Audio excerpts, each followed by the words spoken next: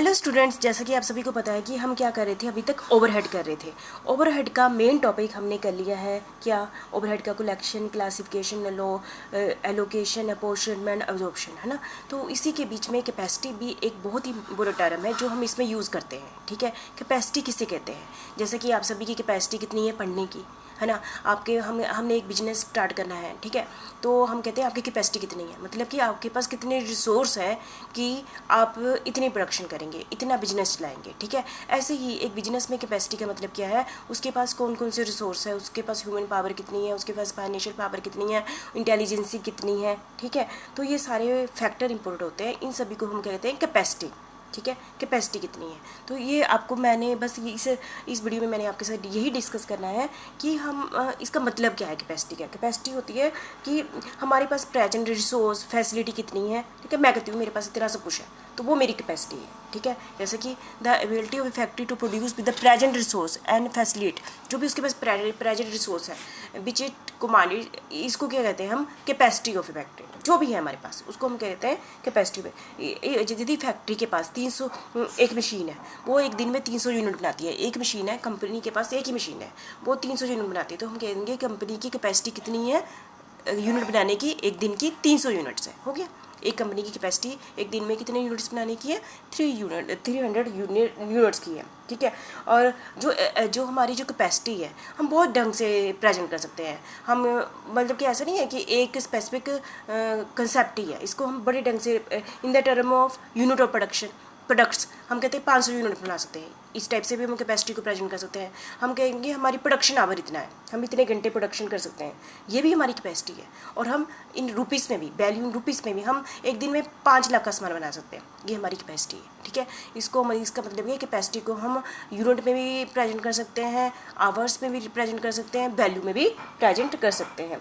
यदि एक हो सकता है कि जो एक फैक्ट्री है वो एक जैसा सामान बनाती है, यूनिफॉर्म, जैसे कि वो सिर्फ जैसे कि ये कह लो सिर्फ टेबल ही बनाती है, ठीक है, 1000 टेबल बनाती है, ठीक है।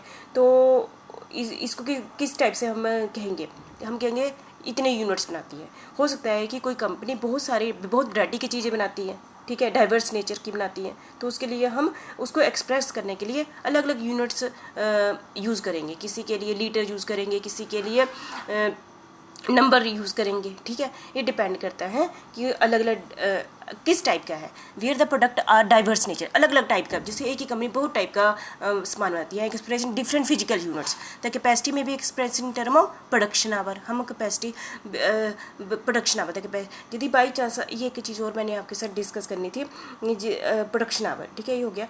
यदि समझो एक मशीन है, हमारे पास 50 मशीनें हैं एक कंपनी की, और एक मशीन 8 घंटे काम करती है, तो हम कहते हैं कि हमारी कंपनी की एक दिन की कितने घंटे काम करने की कैपेसिटी है, हम कहेंगे 400 घंटे पर डे, है ना। ये वही रेपिटेशन ही है, ठीक है। और जहाँ पर मशीन डोमिनेट फैक्टर नहीं है, यदि तो मशीन डोमिनेट फैक्टर है, ठीक है, तो हमने ये वाली एग्जांपल देनी। जहाँ पर मशीन डोमिनेट फैक्टर नहीं है, productive hour can be calculated with reference to time content और ईच प्रोडक्ट और जॉब, ठीक है। तो एक्सप्रेशन टोटल डायरेक्ट वेजेस, ठीक है। और आपको मैंने एक टॉपिक कराया ना, अभी पिछला ही टॉपिक कराया अंडर और ओवर, है ना। तो उसमें हमने किसके साथ किया था कंपेयर, एक्चुअल और प्री डिटरमिनेट, है ना। तो जब प्री डिटरमिनेट करना है तो हमें ये भी चाहिए होता है कि कैपेसिटी कितनी है ना। यदि प्री डिटरमिनेट ओवरहेड निकालने हैं तो हमें क्या चाहिए होता है, कैपेसिटी किसे कहते हैं, द ओवरहेड रेट, क्योंकि हमने पीछे ओवरहेड यूज़ किया ना।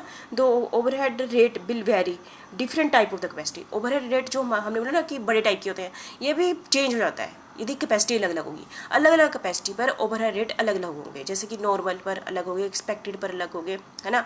और maximum are adopted as the base, ठीक है। ये अलग अलग होते हैं। जैसे कि हम सकते हैं कि आपको एग्जाम्पल से मैं समझा देती हूँ, इतना आप समझ गए, है ना। मतलब कि अभी तक मैंने आपको क्या कराया, कैपेसिटी किसे कहते हैं, जितने भी मेरे पास रिसोर्सेज हैं उसको मैं कहूँगी मेरी कैपेसिटी है। बिजनेस के बाद जितने भी प्रेजेंट में रिसोर्सेज है, जो भी है, मशीन है, मैन पावर है, फाइनेंशियल पावर है, जो भी है, वो कहेंगे हमारी कैपेसिटी है। तो हम कहेंगे इतने घंटे काम करने की कैपेसिटी है, इतने यूनिट बनाने की कैपेसिटी है, ठीक है। तो इतनी वैल्यू का सामान मैं बना सकती हूँ, ये सारी कैपेसिटी है, ठीक है। क्लियर है कैपेसिटी का मतलब, ठीक है, ज़्यादा नहीं जाना आपने। और दूसरा मैंने आपको यहाँ पर 2 टर्म समझानी है, मैक्सिमम कैपेसिटी और नॉर्मल कैपेसिटी। तो समझे एक मशीन है, ठीक है, वो उस मशीन पर लेबर कितने घंटे काम कर सकती है, 5000 लेबर आवर काम कर सकती है, ठीक है, मैक्सिमम कैपेसिटी है। मतलब एक मशीन में 5000 घंटे काम किया जा सकता है, ठीक है। एक्सपेक्टेड कैपेसिटी मतलब कि है तो इतनी है 5000, लेकिन हम यूज़ कितना करते हैं, एक्सपेक्टेड कितने करते हैं, 80%। जैसे कि हमारा भगवान ने दिमाग दिया हुआ है, हम कहते हैं हम सिर्फ 1-2% ही यूज़ करते हैं, ऐसे ही ना। तो ऐसे मैक्स कैपेसिटी तो हमारी 100% है ना। ऐसे ही कंपनी की मशीन की कैपेसिटी 5000 यूनिट बनाने की है, लेकिन हम ये एक्सपेक्ट करते हैं कि मैक्सिमम हम इतना ही बनाते हैं। एक्सपेक्टेड कैपेसिटी कितनी है, 80%। ओवरहेड रेट मतलब कि कितना खर्चा पड़ता है, ओवरहेड रेट कितना है, 10,000, ठीक है। ले लिया हमने क्वेश्चन। अब हमने मैक्सिमम कैपेसिटी कैसे निकालने हैं, पर आवर के हिसाब से, लेबर पर आवर, है ना। यदि ओवरहेड कितने हैं, 10,000, है ना, और एक लेबर आवर मैक्सिमम कैपेसिटी कितनी है, 5000 यूनिट बनाने की, है ना। खर्चा कितना है एक मशीन का, मतलब कि जो भी है 10,000, है ना, ओवरहेड। और कितने घंटे लेबर ने काम किया, 5000। तो हम कहेंगे 2 रुपये पर लेबर आवर, 1 घंटे की लेबर के 2 रुपये पड़ते हैं, ठीक है। 1 घंटे की लेबर के 2 रुपये पड़ते हैं मशीन पर, ठीक है, इतना ही रेट पड़ता है। यदि हम एक्सपेक्टेड फ्रीक्वेंसी के अकॉर्डिंग प्रोडक्शन करते हैं, एक्सपेक्टेड के अकॉर्डिंग ही करेंगे ना, जैसे हम अपनी पूरी दिमाग नहीं यूज़ करते हैं, ऐसे ही हम कई बार हम पूरे कैपेसिटी यूज़ नहीं कर पाते। तो कितनी है, 80%। 5000 का 80% कितना है, हम सोचते हैं कि इतनी कैपेसिटी में काम करेगी कंपनी ना, 4000 लेबर घंटे ही काम करेगी उस मशीन पर, 4000। तो 10,000 क्या आ गया हमारा, ओवरहेड्स आ गया, डिवाइड बाय 4000। तो कितनी लेबर पर आवर बन गई, 2.5 रुपये पर लेबर आवर बन गई, समझ गए, 2.5 रुपये पर लेबर आवर बन गई। तो मुझे लगता है आपको क्लियर है मैक्सिमम कैपेसिटी किसे कहते हैं। लेकिन हम मैक्सिमम कैपेसिटी के अकॉर्डिंग मैक्सिमम काम नहीं होता है कि हम एक्सपेक्टेड कैपेसिटी होती है, तो इसी के बेस पर हम प्री डिटरमिनेड ओवरहेड कॉस्ट निकालते हैं। तो आपको पता चल गया, बस इसमें मैंने आपको टर्म ही बता रही हूँ कि टर्म्स क्या हैं इसकी, है ना। कैपेसिटी किसे कहते हैं, मैक्सिमम कैपेसिटी किसे कहते हैं, एक्सपेक्टेड कैपेसिटी किसे कहते हैं। नेक्स्ट मैं आपके साथ डिस्कस कर रही हूँ कैपेसिटी कॉस्ट। जो हमारी कैपेसिटी है उसकी कॉस्ट भी होगी ना, जैसे हम कहेंगे ये मेरी इतनी कैपेसिटी है तो उसकी कॉस्ट भी होगी। कॉस्ट किसे कहते हैं, जो भी मेरी चीज़ें हैं, मेरे पास लैंड है, मेरे पास असेट्स है, मेरे पास ये चीज़ें हैं, तो उसकी जो वैल्यू होगी उसको वो क्या होगी, कैपेसिटी कॉस्ट होगी। जैसे कि बिजनेस की कैपेसिटी क्या होगी, उसके पास बिल्डिंग है, उसके पास फर्नीचर है, उसके पास मशीन है, तो इन सभी की जो वैल्यू होगी तो उसको हम क्या कहेंगे, कैपेसिटी कॉस्ट, नॉर्मल भाषा में, समझ गए। तो ये सारी चीज़ें जो मैंने आपके सामने बोली वो कौन सी नेचर की थी, फिक्स्ड नेचर की थी, समझ गए। बाकी हम बुक वाला देख लेते हैं, these cost are normally fixed cost, ठीक है, इतना समझिए। The cost incurred by company for providing production, क्योंकि हेल्प करती है ना कैपेसिटी, जैसे प्रोडक्शन में हेल्प करती है, एडमिनिस्ट्रेशन और and selling and distribution capability in order to perform various function. जैसे कि प्रोडक्शन डिपार्टमेंट में भी फैक्ट्री चाहिए, और एडमिनिस्ट्रेशन के लिए भी ऑफिस चाहिए, डिस्ट्रीब्यूशन कैपेबिलिटी के लिए हमें ट्रक वगैरह चाहिए, ठीक है। तो ये सारी चीज़ें कैपेसिटी कॉस्ट के लिए ज़रूरी होती है। Capacity cost include the cost of plant, cost में आपको पता नहीं, cost of plant, machinery, building for production, warehouses and vehicle for distribution, key personnel for administration. मतलब कि जितना भी हमारे पास है ना फिक्स असेट्स, उसकी जो वैल्यू होती है उसको हम क्या कहते हैं, कैपेसिटी कॉस्ट कहते हैं। These cost are in the nature of long term cost, क्योंकि ये सारी लॉन्ग टर्म कॉस्ट है।